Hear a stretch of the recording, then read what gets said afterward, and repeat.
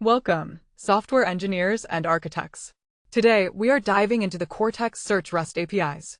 I will be your senior trainer, guiding you on how to programmatically connect your custom external applications to Snowflake's powerful hybrid search engine. Let's begin by defining the Cortex Search REST APIs. In modern software development, data doesn't just live in dashboards. It needs to be integrated into custom web applications, mobile apps, and standalone chatbots. The Cortex Search REST API provides the critical bridge between your external applications and Snowflake's powerful hybrid search engine. What exactly is it? It is a suite of programmatic HTTP endpoints that allow you to query, manage, and interact with your Cortex search indexes using standard web protocols. Why is this so important? Because it completely decouples your application architecture from database-specific drivers.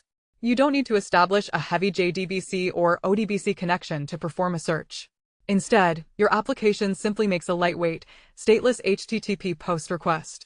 This enables ultra-fast, scalable, and highly responsive user experiences, bringing enterprise-grade semantic search directly to where your users are.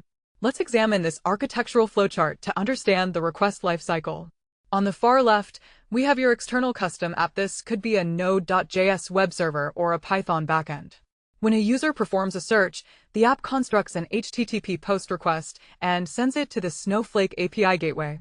The gateway securely routes the request into the Cortex Search service. Here, the service splits the query, simultaneously hitting the underlying vector index for semantic meaning and the keyword index for exact matches. The engine merges and re-ranks these results, packaging them into a clean JSON response. Finally, this JSON payload is sent back through the gateway with an HTTP 200 OK status code, arriving at your application in milliseconds, ready to be rendered to the end user. Before we can send a single search query, we must ensure our application is securely authenticated. Opening up your enterprise data to an external API requires robust security, and Snowflake provides 3 enterprise-grade authentication mechanisms for the REST API: key pair authentication using JSON Web Tokens, JWT, standard OAuth, or programmatic access tokens, PATs.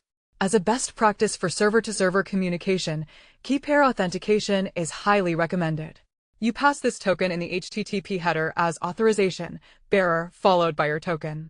But authentication is only half the battle. Authorization is equally critical. Snowflake enforces its strict role-based access control, RBC, on every API call. The role associated with your token must be granted the Snowflake.Cortex user database role. Furthermore, it must explicitly have usage privileges on the specific database, schema, and the Cortex Search service object itself. This guarantees zero-trust security. This architecture diagram illustrates the security handshake required for every API interaction. It begins with the client app requesting a token from either an external identity provider or Snowflake's native authentication system. Once the JWT or OAuth token is returned, the client app attaches it as a bearer token to the API call. When the request hits the Snowflake API gateway, the gateway passes the token to the internal RBC engine. The engine performs a rigorous validation, checking first for the Cortex user role, and then checking the granular usage privileges on the specific search service. If the checks pass, access is allowed. If any privilege is missing, the gateway immediately rejects the request with an HTTP 403 forbidden error, keeping your data entirely secure. Now that we are authenticated, let's look at the core endpoint used to execute a search.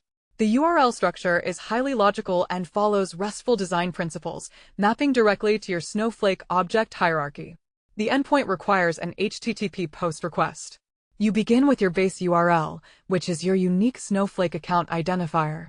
The path then steps through your data hierarchy, /API/v2/databases/, followed by your database name, schemas, followed by your schema name, and finally /Cortex Search Services/ followed by the name of your service. Notice the very end of the URL query. This is a custom action modifier.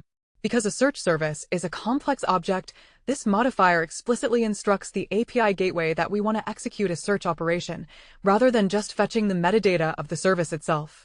Remember to always set your content type, header to application/JSON. Let's break down the endpoint URL visually. Starting from the left, we have the HTTPS space URL, which ensures encryption in transit. The path begins with the API versioning, /API/v2, ensuring future compatibility.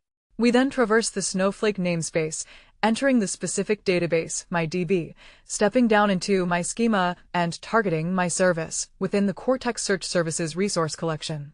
The critical piece is highlighted at the end, the query action modifier. This specific syntax is what transforms a standard REST resource path into an executable action, triggering the underlying compute engine to run your search operation. With our endpoint defined, we must construct the JSON payload that goes into the body of our post request. This payload dictates exactly what we are looking for and how we want the results formatted. The only strictly required field is query, which contains the natural language string your user typed into the search bar. However, for a production application, you will heavily utilize the optional parameters. The columns parameter takes a JSON array of strings, telling the API exactly which indexed attributes to return, preventing massive payloads of unnecessary data. The filter parameter is incredibly powerful. It accepts a structured JSON object using operators like @eq for exact matches or @end for complex conditional logic, allowing you to restrict searches to specific regions or product categories. Finally, you use the limit parameter to control pagination size. The default is 10, and you can request up to a strict maximum of 1,000 results per API call. This class diagram outlines the JSON structure of your request payload.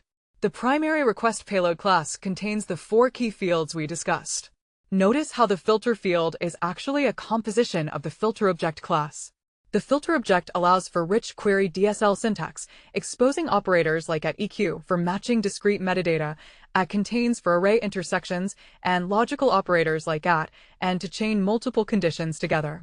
By structuring your JSON according to the schema, you offload all the complex filtering logic directly to Snowflake's highly optimized search compute, rather than trying to filter records manually in your application's memory. Let's dive deep into advanced search optimization. Returning the right results is good, but returning them in the perfect order is what defines a great user experience. The REST API exposes a scoring config object in the payload that lets you manipulate the ranking algorithm on the fly. You can apply numeric boosts to push popular documents to the top by tying the boost multiplier to an indexed column like likes or upvotes. If your data is time-sensitive, like news articles, you can apply time decays. By specifying a timestamp column and a half-life duration, older documents automatically lose relevance points, ensuring fresh content dominates the top results.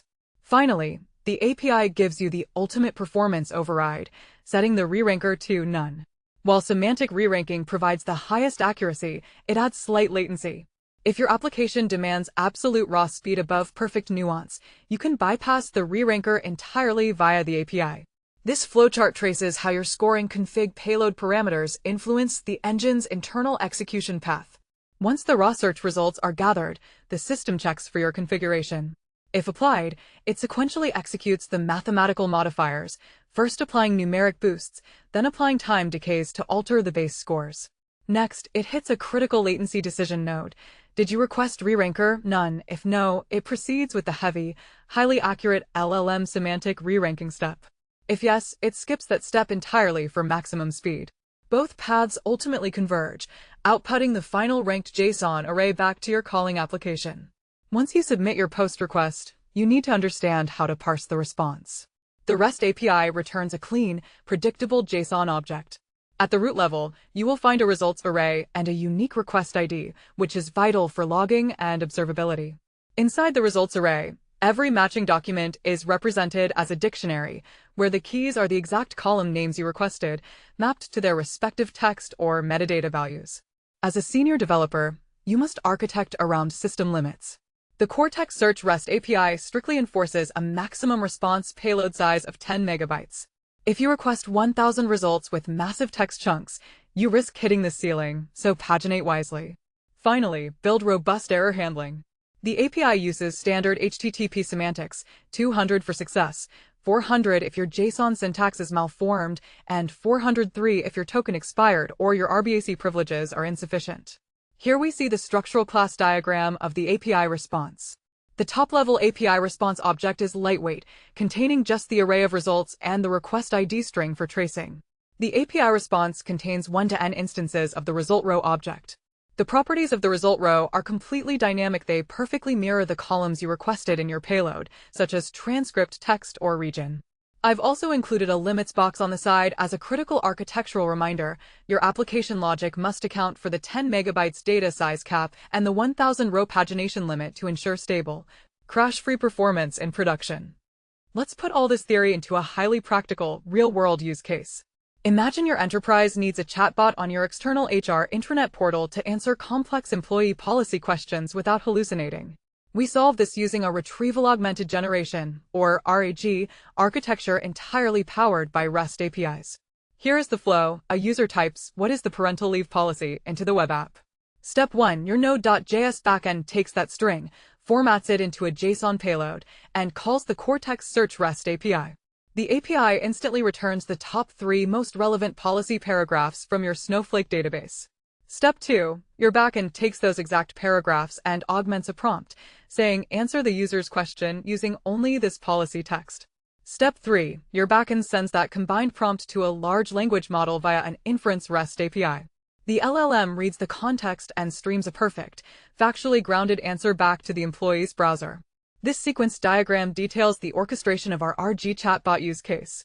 It starts with the human employee asking a question on the front end. The custom web app acts as the orchestrator.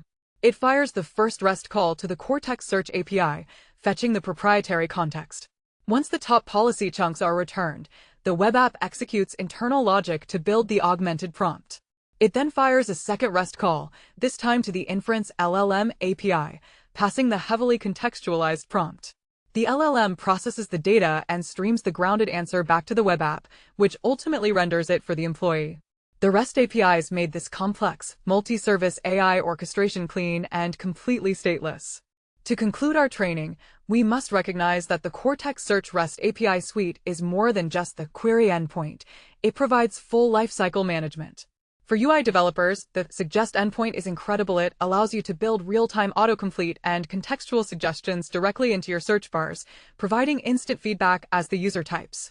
For DevOps and CI/CD pipelines, you can use GET requests to list services and POST or delete requests to programmatically spin up new search indexes or tear them down without writing SQL scripts. Crucially, for cost management, the API provides suspend and resume endpoints. If you have a search index that only needs to update during business hours, you can programmatically suspend the background indexing compute via REST to save Snowflake credits, resuming it when needed. Thank you for joining me in mastering these powerful endpoints. I invite learners to like, subscribe, and visit quicktechie.com for premium certification prep, including Q&A banks, full ebooks, audiobooks, full-length training, and interview guides. This final flowchart categorizes the entire Cortex Search REST API suite. The suite is divided into 2 operational halves, data querying on the left and service management on the right. Under data querying, we have our workhorses, the query endpoint for fetching results and the suggest endpoint for autocomplete UI features. Under service management, we have standard REST verbs for CRUD operations: get to list, post to create, and delete to destroy. Finally, highlighted in blue, we have the specialized, suspend, and resume action modifiers, giving developers programmatic control over the active compute resources. This full suite empowers your team to build highly automated, scalable AI search architectures.